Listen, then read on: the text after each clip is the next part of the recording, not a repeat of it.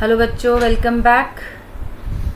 और आज के लेक्चर में हम देखेंगे बायोलॉजिकल क्लासिफिकेशन से किंगडम फंजाई। इससे पहले हमने मोनेरा और प्रोटिस्टा कवर कर लिए हैं और अब जो किंगडम हम देखने जा रहे हैं that is about fungi. Now fungi is a very unique kingdom because it has a great diversity of morphology. इसके बारे में हम डिटेल स्टडी करेंगे। सबसे पहले हम देखते हैं कि फंजाई हमारे आसपास बहुत सारे तरह के फंगस हमें दिखते हैं जो हम जूनियर क्लासेस से पढ़ते चले जा रहे हैं। जैसे ब्रेड मोल्ड, ये हमने बहुत बार नाम सुना है, पढ़ा है। It belongs to the category of fungi and it is responsible for bread decay. यहाँ से हमने पेनिसिलिन के बारे में भी पढ़ रखा है कि penicillin is used in making of antibiotics. हमने ये भी पढ़ रखा है कि yeast is used in the production of bread and beer, and also we are very well aware of mushroom which is a edible fungi. So fungus को हम दो categories में देख सकते हैं कि some fungus they are useful for us and some may be harmful. ठीक है, useful में हमने yeast for making bread and beer, penicillium for making antibiotics, mushroom which is edible, और बहुत सारा फंगस क्योंकि सैप्रोट्रोफिक न्यूट्रिशन है, डेड एंड डीकेइंग पर ग्रो करता है। दैट इज़ वाई ये बहुत सारी फंगस की कैटेगरी में हमको डिकम्पोजर्स भी देखने को मिलते हैं। So these are all the useful fungus. ठीक है, अब कुछ हार्मफुल फंगस के बारे में देखते हैं। फंगस हार्मफुल भी हैं, जैसे ब्रेड मोल्ड जो फंगस है वो डिकेइंग ब्रेड पर है और फूड को डिस्ट्रॉय कर देती है, स्पॉइल कर देती है। इसके साथ साथ you will have to learn about one more name that is puccinia जो व्हीट रस्ट कॉज करती है। ठीक है, एल्बिगो कैंडिडेंस जो white spots on mustard leaves के लिए रिस्पॉन्सिबल है। इसी तरीके से ऑरेंज में जो रस्ट लगता है, जो रॉटिंग ऑफ ऑरेंज होती है, that is also because of fungi. तो यहाँ तक तो हमने अभी एक जनरल फीचर्स पढ़ लिए किंगडम फंजाई के कि क्या यूज़फुल है, क्या हार्मफुल है। अभी हम इसके कुछ बॉडी स्ट्रक्चर और जनरल फीचर्स को और डिटेल में डिस्कस करते हैं कि fungi they are mostly eukaryotics. Eukaryotes means उनके पास अपना न्यूक्लियर मेम्ब्रेन है और सेल जो मेम्ब्रेन बाउंड ऑर्गेनेलीज हैं वो प्रेजेंट है। इनकी बॉडी शेप ज़्यादातर मल्टी सेलुलर होती है, means they are made up of many cells. लेकिन exception is there which you have to learn. Yeast जो है वो आपकी एक यूनिसेल्युलर है। आपको याद होगा ईस्ट का कुछ इस तरीके का डायग्राम आपने जूनियर क्लासेस में देखा हुआ है। ठीक है, ईस्ट इज़ अ यूनिसेल्युलर, जबकि बाकी फंगस जो है हमारी वो मल्टी सेलुलर है। मल्टी सेलुलर होने के साथ साथ इसका जो बॉडी शेप है that is filamentous. Filamentous means ये धागों के जैसे ऐसे लंबे लंबे धागे हैं, किसी फॉर्म में पड़े हुए हैं। ठीक है, सो दीज आर फिलामेंटस। कहाँ मिलते हैं ये? Where what is the habitat of fungus? Fungus are cosmopolitan. Cosmopolitan means हर जगह मिल जाते हैं। हर जगह कैसे? Air, water, soil, plants, animals, सब जगह पर हमको फंगस देखने को मिलती हैं। लेकिन preferably they prefer warm and humid type of environment. ठीक है, अब हमने देखा ये कि हम अपने सारे फूड स्टफ्स को रेफ्रिजरेटर्स में स्टोर करते हैं बिकॉज लो टेम्परेचर की वजह से growth of fungus gets decreased. तो फंगस की ग्रोथ रेफ्रिजरेटर में कम होती है बिकॉज इसकी जो स्पीड है वो लो टेम्परेचर, इसकी स्पीड की ग्रोथ को लो टेम्परेचर कम करता है। तो दैट मीन्स ये प्रेफर करते हैं वार्म एंड ह्यूमिड टेम्परेचर में ग्रो करने के लिए। अब इसकी बॉडी शेप को थोड़ा हम डिटेल में डिस्कस करते हैं। जैसे हमने ऊपर अभी डिस्कस किया, they are mostly filamentous in structure. Filaments बनाते हैं और इनके सिंगल फिलामेंट्स को हम हाइफी बोलते हैं। हाइफी क्या है? अगर हम हाइफी को बताना चाहें तो ऐसे लॉन्ग थ्रेड लाइक स्ट्रक्चर्स हैं। ठीक है, वर्टिकल, हॉरिजॉन्टल, दोनों शेप में they are hyphae. Now this group of hyphae, जब बहुत सारे हाइफी कलेक्टिवली हमें कहीं देखने को मिलते हैं तो हम इनको कहते हैं माइसीलियम। तो हम ये भी कह सकते हैं कि इनका फिलामेंटस बॉडी स्ट्रक्चर, लेकिन ये फॉर्म करते हैं माइसीलियम। तो mycelium, what is actually mycelium? Mycelium is the network of hyphae. ठीक है, ये बहुत सारे हाइफी हैं जो एक साथ अगर जहाँ हमें देखने को मिलते हैं तो हम कहते हैं कि इसका माइसीलियम है। अब ये हाइफी के स्ट्रक्चर को अगर हम थोड़ा डिटेल डिस्कस करें तो ये हाइफी के स्ट्रक्चर में हम देखेंगे कि ये एसेप्टेट हो सकते हैं और सेप्टेट भी हो सकते हैं। ठीक है, हाइफी का जो स्ट्रक्चर है वो कैसा है, it can be aseptate and it can be septate. अब क्या मतलब है सेप्टेट और एसेप्टेट का? Septate means they have divisions like this, ये बन रखे हैं इसके सेप्टा, जो कि इसको अलग अलग सेल्स में डिवाइड कर रहे हैं। Each part is having a nucleus, या इसको क्रॉस वॉल भी कहते हैं। सेप्टा जिसमें प्रेजेंट है वो सेप्टेट हाइफी है, और कुछ हाइफी ऐसे भी हैं जिनके अंदर सेप्टा बना ही नहीं। ठीक है, जिनके अंदर सेप्टा बना ही नहीं उनको एसेप्टेट कहते हैं। तो दीज आर एसेप्टेट, लेकिन इनका जो हाइफी है उसमें बहुत सारे न्यूक्लियस एक साथ रखे हुए हैं, तो this multi nucleated form is also known as coenocytic form. ठीक है, तो सिनोसिटिक फॉर्म क्या है? एक कंटिन्यूस ट्यूब जिसमें बहुत सारे न्यूक्लियस एक ही साइटोप्लाज्म के अंदर लाई कर रहे हैं। तो हाइफी क्या हुआ? Hyphae is aseptate as well as septate. दो तरह के हाइफी हमको इसको पूरी फंगस के किंगडम में हमको देखने के लिए मिलते हैं। नाउ फंगस की cell wall, what is the cell wall of fungus made up of? It is made up of chitin and polysaccharide. Chitin और पॉलीसैकेराइड से बनी है फंगस की सेल वॉल। न्यूट्रिशन, ये ऑटोट्रॉफिक तो बिल्कुल भी नहीं है, they cannot make their own food, तो इनका न्यूट्रिशन क्या है? हेटेरोट्रॉफिक। हेटेरोट्रॉफिक में मीन्स ये डिपेंड करते हैं दूसरे ऑर्गेनिजम्स पे अपने फूड के लिए। They cannot make their own food and they are dependent on others. अब अदर्स में कैसे लेते हैं ये दूसरों से अपना खाना? तो हेटेरोट्रॉफिक न्यूट्रिशन जो फंगस में देखने को मिलता है वो 3 टाइप्स है। Number 1 is saprotrophic. Saprotrophic means ये अपना फूड या nutrition dead and decaying organic matter से लेते हैं। ठीक है, जैसे हमने ब्रेड मोल्ड में देखा था, ब्रेड मोल्ड के ऊपर ये फंगस के हाइफी लगे हुए हैं। अब यहाँ पर क्या है? एक्स्ट्रा सेल्यूलर डाइजेशन है। एक्स्ट्रा सेल्यूलर डाइजेशन मतलब हाइफी अपने कुछ एंजाइम्स बाहर ऑर्गेनिक मैटर पे छोड़ते हैं और ये ऑर्गेनिक मैटर डाइजेस्टिव फॉर्म में, मतलब सिंप्लीफाइड फॉर्म में कन्वर्ट हो जाता है। यहाँ से सिंप्लीफाइड फॉर्म से जो कन्वर्ट होकर के हाइफी इसको एब्जॉर्ब कर लेता है। मतलब इसकी डाइजेशन कहाँ हो रही है? इसकी बॉडी के अंदर ना हो करके इसकी बॉडी के बाहर हो रही है।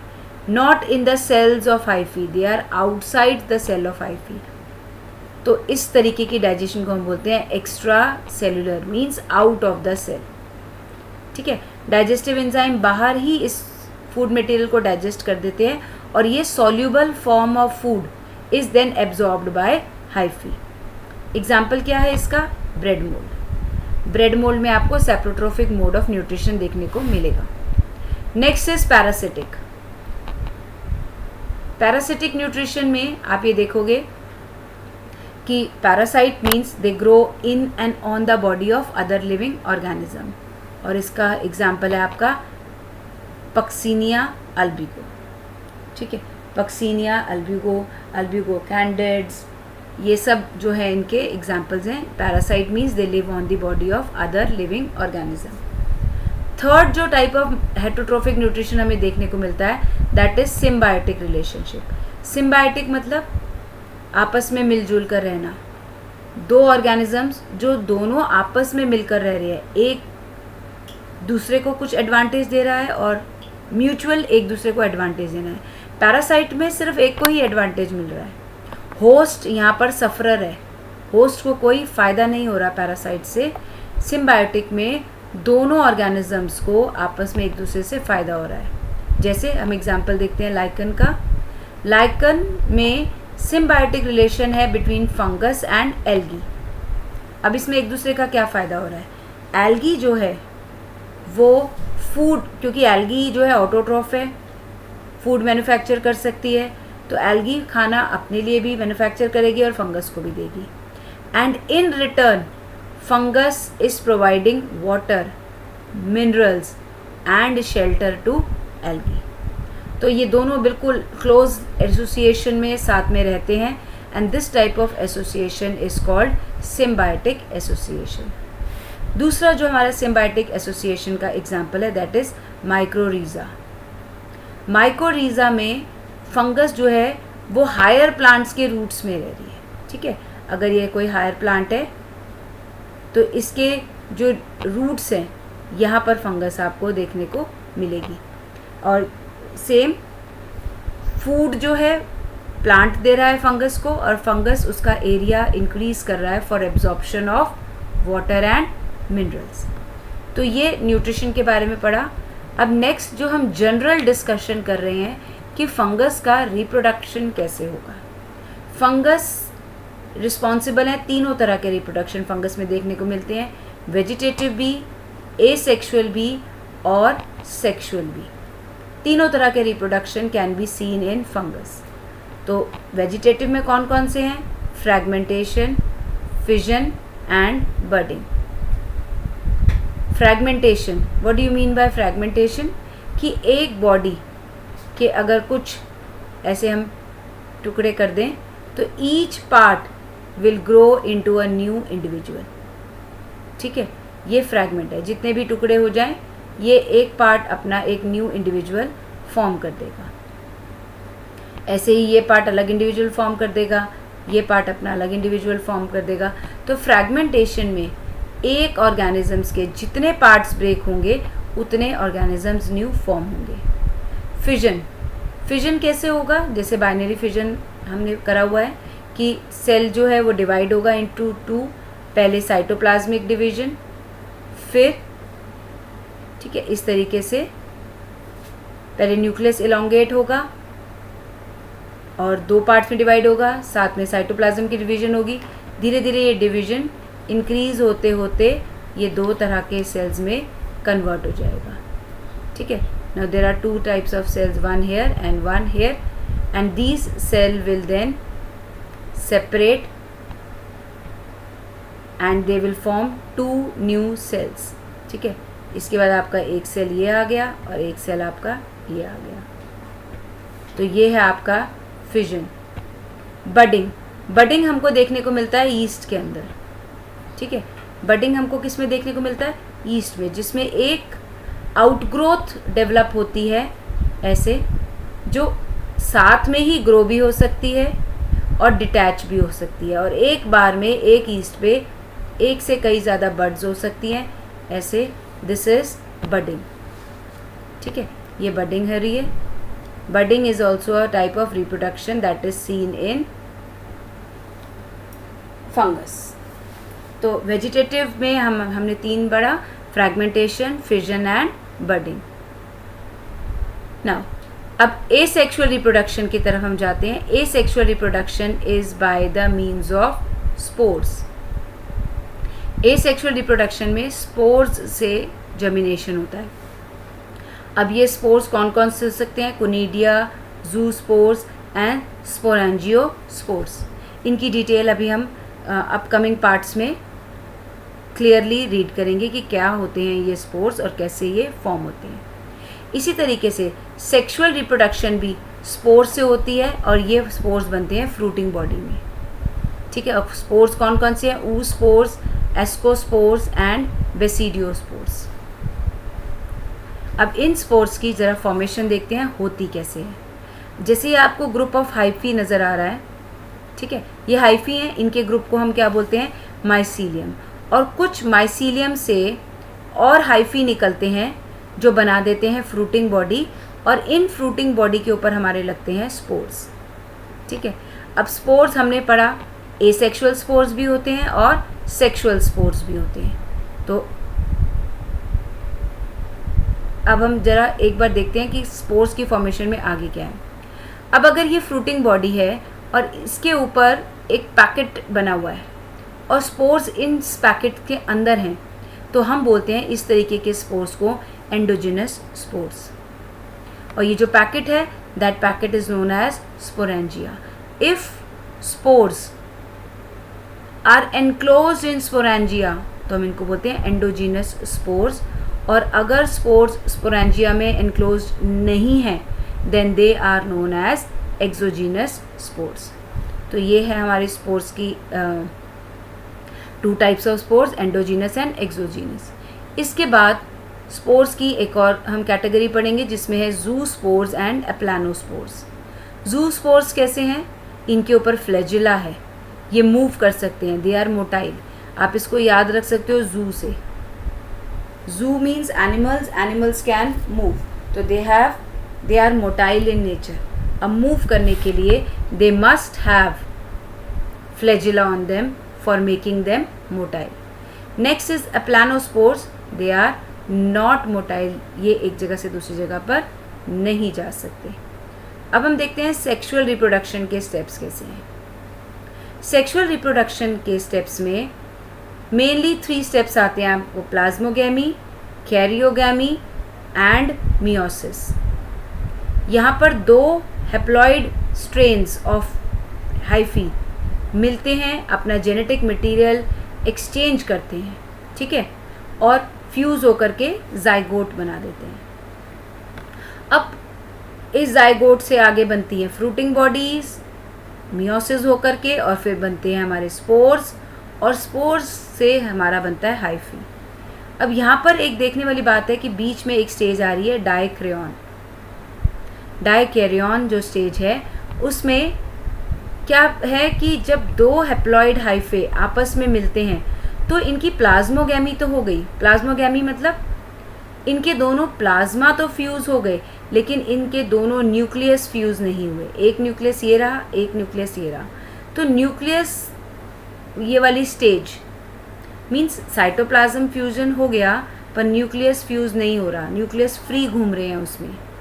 This stage is known as dikaryon stage, और ये स्टेज आपको क्लास एस्कोमाइसिटीज़ और क्लास बेसिडोमाइसिटीज़ में देखने को मिलती है, ठीक है।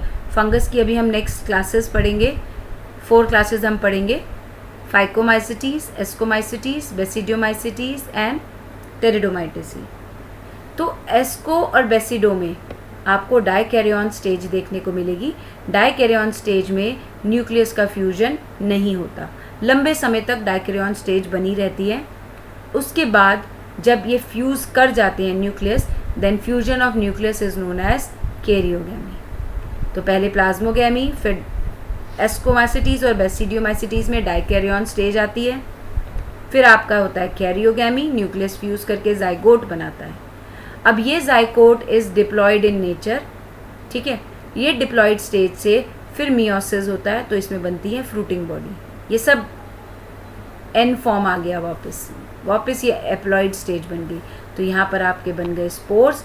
ये स्पोर्स जब स्कैटर होंगे, फेवरेबल कंडीशन में जाएंगे, then they will develop into a new hyphae. ये स्टेप्स हैं, जनरल स्टेप्स इन फंजाई। हम सभी क्लासेस की डिटेल में रिप्रोडक्टिव साइकिल को समझेंगे, ठीक है। सो this was just a basic idea about fungus के जनरलाइज्ड स्टेप्स क्या हैं, ठीक है। यहाँ पर डेफिनेशंस कुछ एक तरह से आ रही हैं कि plasmogamy means fusion of protoplasm, dikaryon is a stage where protoplasm fuse but nucleus do not fuse. Protoplasm तो फ्यूज हो रहा है लेकिन न्यूक्लियस फ्यूज नहीं हो रहा है। Then comes karyogamy. कैरियोगैमी में क्या है, दोनों न्यूक्लियस भी फ्यूज हो गए, ठीक है। अब हम चलते हैं क्लासिफिकेशन ऑफ फंगस में।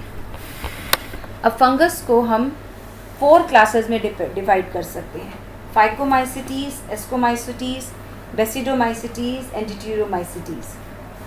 ना इनकी जो क्लासेस डिवाइड हुई हैं उसका बेसिस क्या है?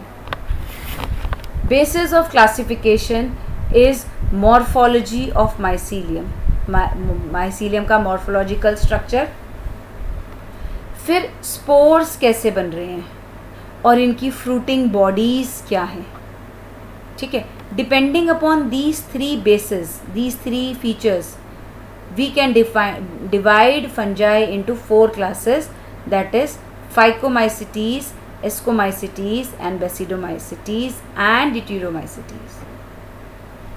अब एक एक करके हम इन चारों क्लासेस की स्टडी करेंगे और देखते हैं कि इसमें क्या है। फर्स्ट जो हमारी क्लास है दैट इज़ Phycomycetes। फाइकोमाइसिटीज़ में सबसे पहले हम इसके एग्जांपल्स देखते हैं। 2 आपकी बुक में लास्ट में एग्जांपल दिए हुए हैं, बट आई विल प्रेफर कि आप एग्जांपल्स इसके पहले देखें, क्योंकि एग्जांपल्स से सिंपल है, बहुत सिंपल एग्जांपल्स हैं इसके। राइजोपस, एल्ब्यूगो एंड म्यूकर, और आप याद कर सकते हैं इसको वर्ड राम से, ठीक है। राम मीन्स फाइकोमाइसिटीज़ एक बिल्कुल संत है जो हमेशा राम राम जप रहा है, ठीक है। तो इसके एग्जांपल्स हमको कैसे याद हो गए? Rhizopus, Albugo, Mucor. म्यूकर वही आपकी ब्रेड मोल्ड, एल्ब्यूगो जो मस्टर्ड पे आपका रॉट कॉज कर रहे हैं, पैरासाइट और मस्टर्ड है, फिर आपका एक राइजोपस। अब where will you find Phycomycetes? Phycomycetes mainly aquatic है, this is important. Phycomycetes aquatic है और साथ साथ और भी जगहों पर मिलता है। कहाँ पर? डिकेइंग वुड पर, मॉइस्ट एंड डैम्प प्लेसेस पे। और the next very important line is that they are obligate parasite on plants. अब ये ऑब्लिगेट वर्ड का क्या मीनिंग है? ऑब्लिगेट मीन्स कंपल्सरी, कि इसे आप ऐसे समझ सकते हैं जिएंगे मरेंगे साथ। अगर होस्ट नहीं है तो पैरासाइट विल ऑल्सो डाई, ठीक है। ऐसा नहीं कि वो अपना ऑल्टरनेटिव ढूंढेगा और कहीं और जाएगा, नो, ये कंपल्सरी पैरासाइट है, ठीक है। तो अब ये पैरासाइट है तो इनका न्यूट्रिशन हमें समझना ज़्यादा आसान हो गया कि पैरासिटिक न्यूट्रिशन है और डेड एंड डिकेइंग पे हो रहा है तो इसका सैप्रोफिटिक न्यूट्रिशन है। Now if we discuss about mycelium, अगर हम इसके एक हाइफे को ले लें और माइसीलियम के बारे में बात करें, mycelium and hyphae are almost same. Group of hyphae is called mycelium. तो इसके जो हाइफे है that is aseptate, aseptate hyphae है इसका। ए सेप्टेट मीन्स इसके डिविजन्स नहीं हैं, एक ही साइटोप्लाज्म के अंदर बहुत सारे न्यूक्लियस हैं, ठीक है। डिवीजन नहीं है मीन्स ए सेप्टेट, और एक ही साइटोप्लाज्म में बहुत सारे न्यूक्लियस हैं। This the condition is called coenocytic condition. This condition is called coenocytic condition. तो इसका बॉडी स्ट्रक्चर कैसा हुआ? ए सेप्टेट एंड सीनोसिटिक। आप ये आगे देखेंगे कि आगे आपको सेप्टेट वाले ज़्यादा दिखेंगे, ठीक है। तो हम ये कह सकते हैं कि फाइकोमाइसिटीज़ सबसे ओल्डेस्ट फॉर्म, सबसे पिरामिटिव फॉर्म है, ठीक है। और इतनी पिरामिटिव फॉर्म है कि बहुत संत है, राम राम जप रहा है, और इतना संत है कि इसने अपना सेप्टा भी नहीं बनाया, ज़रूरत ही नहीं है, ठीक है। Now discussing about some reproduction about फाइकोमाइसिटीज़।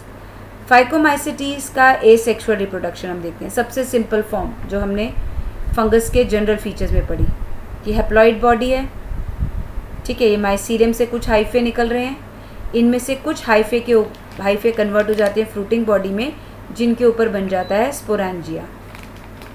इस स्पोरेंजिया के अंदर स्पोर्स हैं, इस स्पोरेंजिया के अंदर बन जाते हैं स्पोर्स। तो इस कंडीशन को हम बोलते हैं एंडोजीनस स्पोर्स। अब ये जो स्पोर्स हैं ये कैसे हुए? What is the nature of these spores? Now these spores can be motile spores, यानी कि ये जू स्पोर्स हो सकते हैं। एक ही स्पोरेंजिया से दोनों नहीं निकल रहे हैं। द डायग्राम शोज कि there can be 2 types of spores. Zoospores भी बन सकते हैं और एप्लानोस्पोर्स भी बन सकते हैं। एप्लानोस्पोर्स नॉन मोटाइल स्पोर्स हैं और they are haploid in nature. Haploid से हैप्लॉइड स्पोर्स बन रहे हैं और जहाँ पर ये स्पोर्स गिरेंगे वहाँ पर फिर से एक हैप्लॉइड बॉडी का माइसीलियम डेवलप होना स्टार्ट हो जाएगा, ठीक है। तो एसेक्सुअल रिप्रोडक्शन किससे है? Through spores. कैसे स्पोर्स हैं? एंडोजिनस स्पोर्स हैं। नेम क्या है? जू स्पोर्स एंड एप्लानोस्पोर्स। आगे बढ़ेंगे तो हम पढ़ेंगे sexual reproduction in fungus. Sexual reproduction में वही हम स्टेप्स पढ़ेंगे, plasmogamy, karyogamy and meiosis. Now you must remember कि यहाँ पर डाइकैरियन स्टेज जो है वो नहीं है, ठीक है। जो डाइकैरियन स्टेज है यहाँ पर वो नहीं है। क्या मतलब है इसका? कि प्लाज्मोलिसिस होने के प्लाज्मोगैमी होने के इमीडिएटली बाद कैरियोगैमी हो जाएगी। नाउ ये 2 हाइफी हैं, इनसे कुछ प्रोगैमिटेंजिया बनने स्टार्ट हो गए जिनमें कि गैमेट कि गैमीट्स बन जाते हैं ये, ठीक है। ये थोड़ा सा आपको एक्सटेंशन सा दिखेगा इनमें, जो एक दूसरे की तरफ ना। ये बात ध्यान में रखना है कि फंगस में कुछ मेल और फीमेल नहीं होता, ठीक है। सेक्सुअल डायमॉर्फिज्म इसमें नहीं है। तो कुछ स्ट्रेन्स को हम प्लस स्ट्रेन्स और कुछ स्ट्रेन्स को हम माइनस स्ट्रेन्स के नाम से जानते हैं। We don't call them as male and female. दोनों की बॉडी हैप्लॉइड है, ठीक है। अब ये गैमीट्स जो हैं आपस में फ्यूज़ हो जाते हैं। फ्यूज़ होने के बाद ये एक स्ट्रक्चर फॉर्म करते हैं जिसको कहते हैं हम जाइगोस्पोर, ठीक है। ये फ्यूज़ हुए, दोनों न्यूक्लियस पास आए, दोनों न्यूक्लियस फ्यूज़ हो गए और बन गया हमारा जाइगोट, ठीक है। कैसे? पहले हुआ प्लाज्मोगैमी, जिसमें कि प्लाज्मा साइटोप्लाज्म फ्यूज़ हो गए, एक कॉमन स्ट्रक्चर आ गया। Immediately it gets converted into zygospores और न्यूक्लियस की फ्यूजन हो जाती है। Fusion of nucleus is known as karyogamy और इससे बन गया हमारा जाइगोट। अब ये जाइगोट क्या है? This zygote is diploid in nature. This zygote is diploid in nature, क्योंकि यहाँ पर ये एन और ये एन फ्यूज़ होकर के बना रहे हैं this 2n structure which is a diploid structure. अब इस डिप्लॉयड में मियोसिस होगा, यानी कि क्रोमोसोम नंबर फिर से हाफ हो जाएगा और these will form many spores with haploid number. अब ये हैप्लॉयड नंबर के जो हैप्लॉयड सेट्स के जो स्पोर्स बने, ये एक कवर्ड स्ट्रक्चर के अंदर है। This covered structure is known as sporangia, ठीक है। और ये एक फ्रूटिंग बॉडी बन रही है जिसकी स्टॉक को हम स्पोरेंजियोफोर बोलेंगे और इसके ऊपर के स्ट्रक्चर को हम बोलेंगे स्पोरेंजिया। स्पोरेंजिया के अंदर बन रहे हैं बहुत सारे स्पोर्स। ये स्पोर्स स्पोरेंजिया से बाहर आएंगे, फॉल करेंगे under favourable conditions and will give rise to another hyphae. तो सेक्सुअल रिप्रोडक्शन के लिए हमने इसकी पूरी लाइफ साइकिल समझ ली। So this is the life cycle of fungi, ठीक है। नेक्स्ट मूविंग ऑन टू ना, ये यहाँ पर हमारा फाइकोमाइसिटीज ख़त्म होता है, ठीक है। You can have a look again, let me clear this out so that आपको एक क्लियर व्यू मिल जाए पेज का, ठीक है। सो ये phycomycetes and then sexual reproduction of phycomycetes. अब हम जो चल रहे हैं नेक्स्ट क्लास में, दैट इज़ एस्कोमाइसिटीज, जिसको हम सैक फंजाई भी बोलते हैं, ठीक है। एस्कोमाइसिटीज जिसको हम सैक फंजाई भी बोलते हैं। अब इसको पढ़ने से पहले चलते हैं एक पार्टी के लिए, ठीक है। सो ये हमारे Sonu Prasad is going for a party. देखते हैं इनके पास पार्टी में लेके जाने के लिए क्या क्या सामान है। सबसे पहले तो सैक है, ठीक है, एक सैक और एक आसन बैठने के लिए and ready for the party. चलो ज़रा अब इसका सैक खोल के देखते हैं इसके सैक में क्या क्या है, क्या क्या लेके जा रहा है वो पार्टी के लिए। तो जो वो पार्टी के लिए लेके जा रहा है दैट इज़ ईस्ट। क्या काम करेगा? उसको बनानी है वहाँ पर जाके bread and definitely beer for the party. तो ब्रेड एंड बियर पार्टी के लिए जो बनेगी उसके लिए वो लेके जा रहा है ईस्ट, और ईस्ट सैक्रोमाइस के अंदर आता है, ये आपको याद रखना है, ठीक है। तो yeast for bread and beer लेके जा रहा है। चलो अब ये ब्रेड एंड बियर तो हो गया, और कुछ खाएं, कुछ खाने का सामान है इसके सैक के अंदर। They are morels and truffles, ठीक है। मोरेल्स एंड ट्रफल्स ये क्या हैं?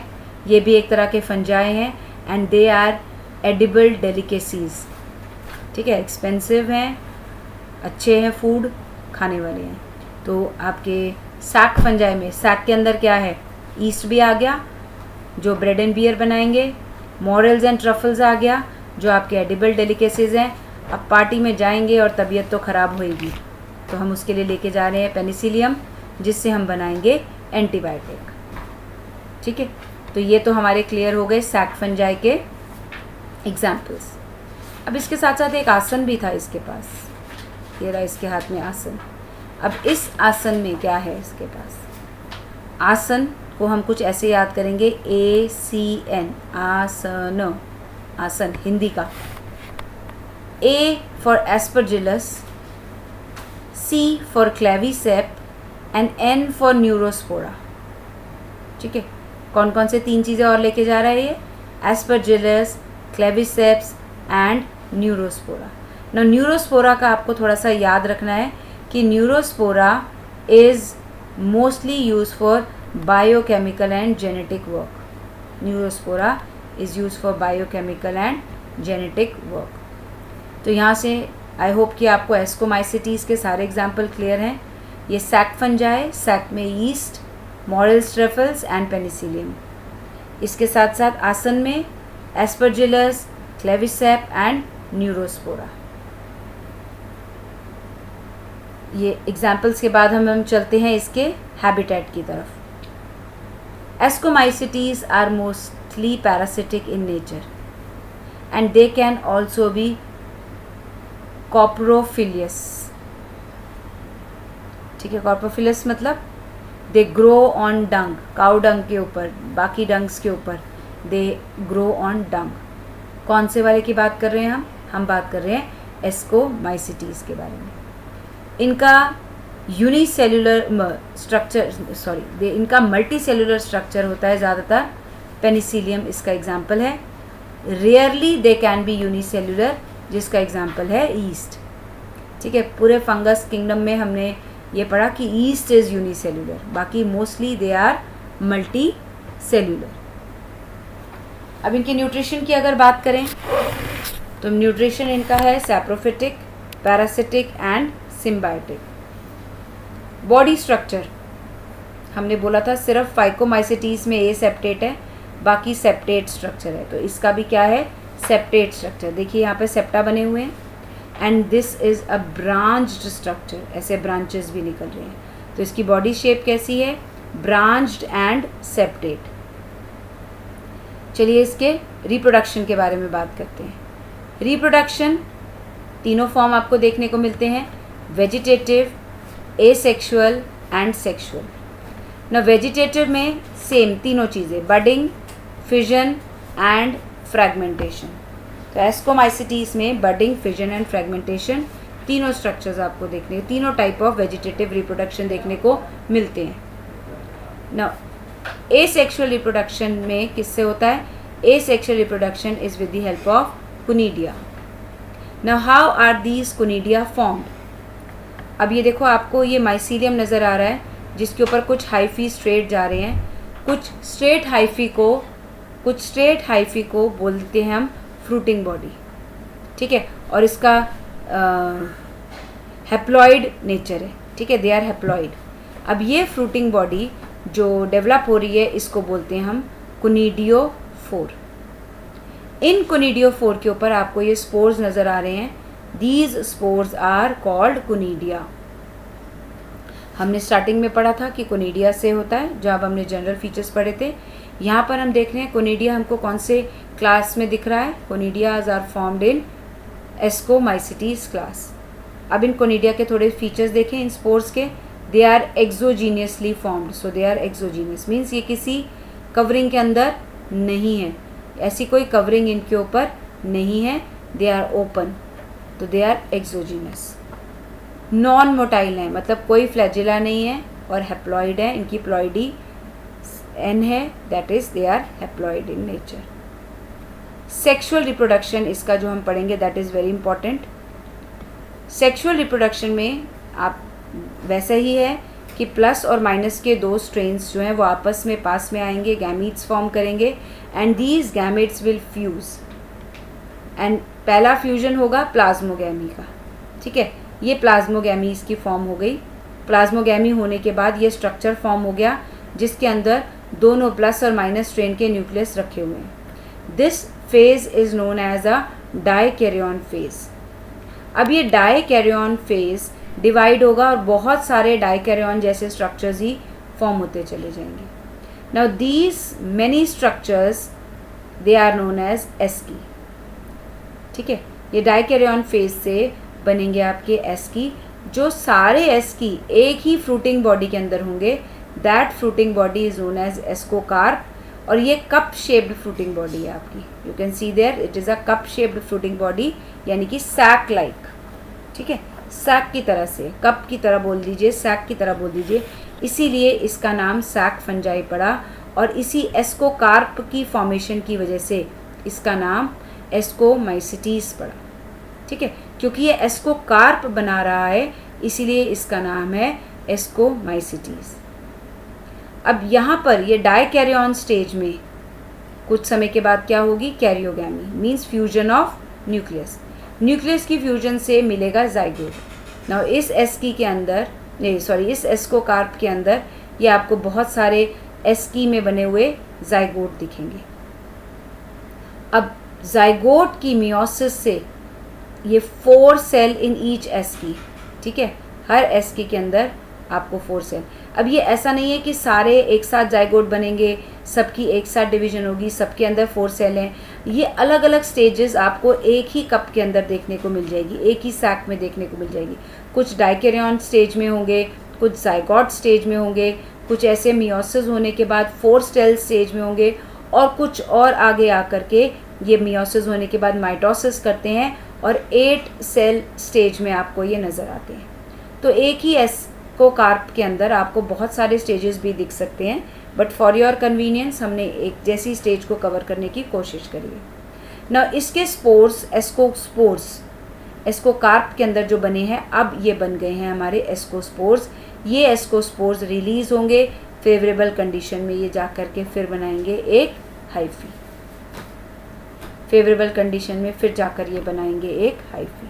सो this was about the sexual reproduction of ascocarp.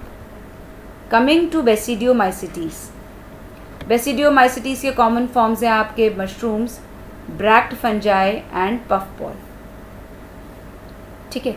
ये आपको कहाँ देखने को मिलता है, सॉइल में, लॉग्स ऑफ ट्री में, ट्री के स्टम्प्स में, लिविंग पार्ट्स की बॉडी में, सब जगह ये आपको देखने को मिलता है। यहाँ पर अभी हम ज़्यादा फोकस करेंगे इसके मशरूम वाले स्ट्रक्चर के ऊपर, जिससे कि हमको ज़्यादा क्लियर होगा, ठीक है। Nutrition again saprotrophic and parasitic, very simple to remember, इसमें किसी में भी ऑटोट्रॉफिक न्यूट्रिशन नहीं है, सब ज़्यादातर सैप्रोट्रोफिक और पैरासिटिक मोड में ही हमें देखने को मिल रहे हैं, ठीक है। लेकिन हमने इसमें सिम्बायोसिस स्टेज भी देखी थी। नाउ बॉडी स्ट्रक्चर में माइसीलियम क्या है, इसका ब्रांच्ड है और सेप्टेट है, branched mycelium with septate body. और रिप्रोडक्शन, रिप्रोडक्शन के तीनों फॉर्म्स हम देखते हैं कौन कौन से इसमें हैं, कौन कौन से नहीं है। Vegetative reproduction only by fragmentation, ठीक है। बडिंग और स्पोर फॉर्मेशन, इसमें फिजन भी नहीं है, ठीक है। बडिंग एंड फिजन इसमें नहीं है, ओनली फ्रैगमेंटेशन है। एसेक्सुअल में भी कोई इसमें स्पोर फॉर्मेशन नहीं है, कोई एसेक्सुअल रिप्रोडक्शन इसमें नहीं है। सेक्सुअल रिप्रोडक्शन की अगर हम बात करें इसमें, तो सेक्सुअल रिप्रोडक्शन में इसमें सेक्स ऑर्गन्स आर एब्सेंट, कोई सेक्स ऑर्गन्स नहीं है, सिर्फ फ्यूजन हो रहा है वेजिटेटिव या सोमैटिक सेल्स का। लेट अस सी कैसे सेक्सुअल रिप्रोडक्शन इसमें हो रहा है। नाउ सेक्सुअल रिप्रोडक्शन में आप ये देख रहे हो, एक वैसे ही एक प्लस 10 एक माइनस 10 के गैमीट्स बनकर फॉर्म होंगे, and there will be fusion of these 2 gametes, जिसकी वजह से प्लाज्मोगैमी होगी। प्लाज्मोगैमी के अंदर ये बन गई आपकी डाइकैरियन स्टेज। अब ये डाइकैरियन स्टेज बढ़ती जा रही है और धीरे धीरे ये एक बटन शेप का स्ट्रक्चर ले लेगी। इस बटन शेप की डेवलपमेंट के बाद आपको ये काफ़ी बड़ा सा स्ट्रक्चर नज़र आएगा, which is known as basidiocarp. अब इसी बेसिडियोकार्प की फॉर्मेशन की वजह से the name of this class is basidiomycetes. अब ये मशरूम है, अगर हम इसकी लोअर साइड में देखें तो आपको ब्राउन कलर के इसमें गिल्स जैसी चीज़ें नज़र आएंगी। इसी गिल्स को अगर हम जूम करके देखें तो ये बहुत सारे बेसिडियम से बना हुआ है, ठीक है। ऐसे करके एक लॉन्ग सा स्ट्रक्चर है जिसको हम बेसिडियम बोलते हैं। इस बेसिडियम के अंदर न्यूक्लियस डाइकैरियन स्टेज पर अभी भी प्रेजेंट है, ठीक है।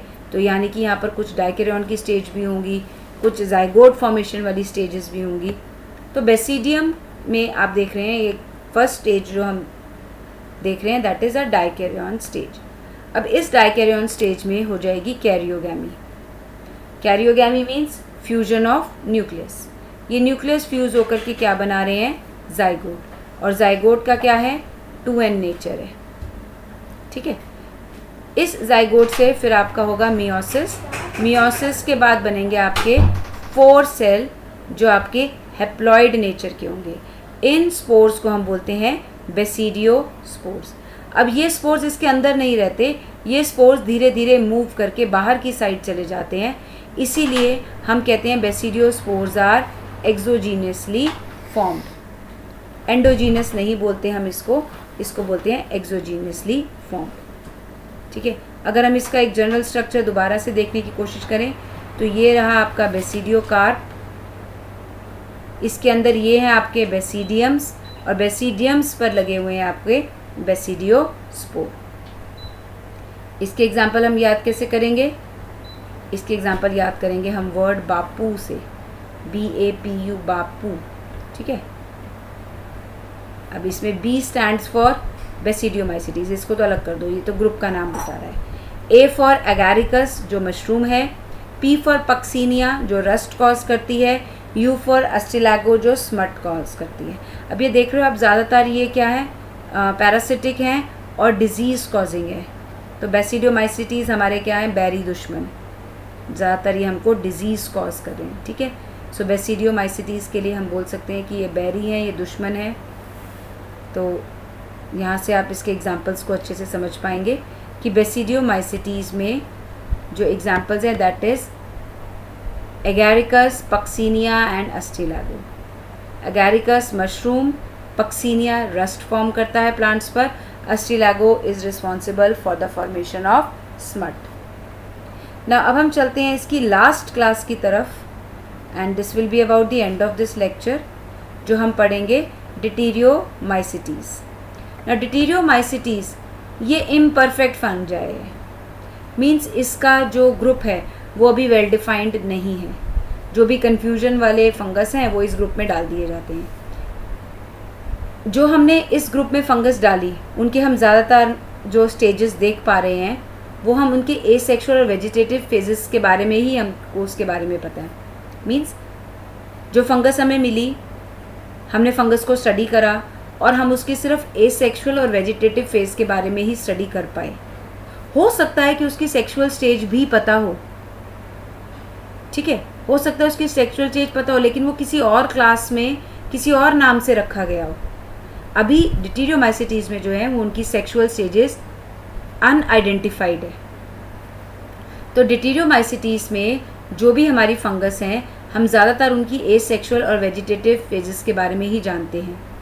जब उनकी सेक्सुअल फेज़ के बारे में हमें ठीक से पता चल जाएगा तो हम उसको डिटीरियोमाइसिटीज़ से उठा करके, जब हमको उसकी सेक्सुअल स्टेज के बारे में पता चल जाएगा तो हम क्या करेंगे, उसको डिटीरियोमाइसिटीज़ से उठा करके या तो एस्कोमाइसिटीज़ में भेज देंगे या बेसिडियोमाइसिटीज़ में भेज देंगे। अब क्वेश्चन ये आता है कि क्यों हम इसको एस्कोमाइसिटीज़ में या बेसिडियोमाइसिटीज़ में ही भेज सकते हैं, बाकी स्टेजेस में नहीं भेज सकते। मतलब बाकी कौन सा, फाइकोमाइसिटीज़ में क्यों नहीं भेज सकते। इसको हम इसलिए नहीं भेज सकते, इसको एक स्टेप आगे पढ़ने के बाद हम वापस यहाँ पर आएंगे इस क्वेश्चन पर।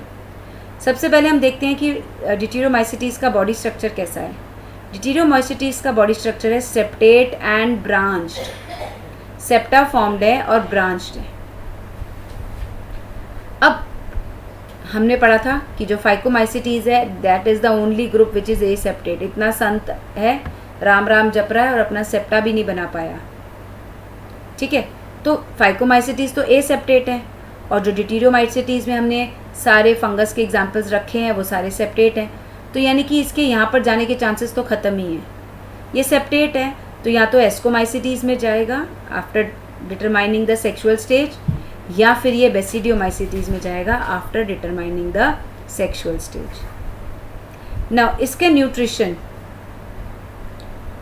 न्यूट्रिशन इसका भी सैप्रोफाइट्स और पैरासिटिक है और ये एक बहुत अच्छे डिकम्पोजर्स का काम करते हैं जो लिटर को डिकम्पोज कर रहे हैं, हमारा सारा गार्बेज को डिकम्पोज कर रहे हैं और मिनरल न्यूट्रिशन में हेल्प कर रहे हैं, ठीक है।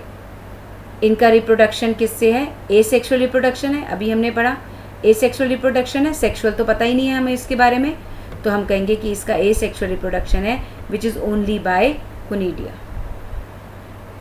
अब हम एक कंपैरेटिव स्टडी थोड़ा देख लें कि किस में हमको क्या मिला था। एसेक्सुअल स्पोर्स और सेक्सुअल स्पोर्स, यहाँ तक हमारा डिटेरियोमाइसिटीज ख़त्म है। यहाँ से हमारा एक कंपैरेटिव स्टडी है about different types of spores in all these 4 classes. Asexual spores कैसे हैं और सेक्सुअल स्पोर्स कैसे हैं। फाइकोमाइसिटीज में मिलने वाले स्पोर्स हैं हमारे एसेक्सुअल जो हैं जू स्पोर्स एंड अप्लानोस्पोर्स, जो दोनों ही एंडोजीनियसली फॉर्म हुए थे। सेक्सुअल स्पोर्स फाइकोमाइसिटीज के हैं हमारे जाइगोस्पोर्स, जो वो भी एंडोजीनियसली फॉर्म थे। तो इसमें दोनों ही एंडोजीनियसली फॉर्म्ड हैं, एसेक्सुअल स्पोर्स भी और सेक्सुअल स्पोर्स भी। एस्कोमाइसिटीज में कोनिडिया जो एक्सोजीनियसली फॉर्म्ड है, ठीक है, और कोनिडिया हमें किस में देखने को मिल रहा है? डिटेरियोमाइसिटीज में, और वो भी कैसा है? एक्सोजीनियसली फॉर्म्ड है। तो लर्न करना एसेक्सुअल के लिए तो आसान हो गया। एस्को और डिटेरियो में दोनों में कोनिडिया है, ठीक है, दोनों में कोनिडिया है और दोनों ही एक्सोजीनियसली फॉर्म्ड है, तो ये तो लर्न हो गया। बेसिडियो में तो खैर है ही नहीं। तो एसेक्सुअल जो फाइको में है वो जूस्पोर और आपको प्लानोस्पोर्स ही लर्न करना है। अब सेक्सुअल में बात आती है तो एस्कोमाइसिटीज़ में एस्कोस्पोर्स, नाम याद करना आसान है। बेसिडियोमाइसिटीज़ में बेसिडियोस्पोर्स। एस्कोस्पोर्स एंडोजीनियसली फॉर्म्ड होते हैं और बेसिडियोस्पोर्स एक्सोजीनियसली फॉर्म्ड होते हैं। तो यहाँ पर ये हमारे लेसन का एंड है। आई होप आपको फंजाई टॉपिक क्लियरली समझ में आएगा। After watching this lecture I suggest you कि आपको NCERT रीड करना है, मस्ट। लेक्चर देखो, NCERT रीड करो और फिर वापस लेक्चर देखो, then it will become easier for you to learn and understand. Happy learning, stay blessed, मिलते हैं नेक्स्ट लेक्चर में।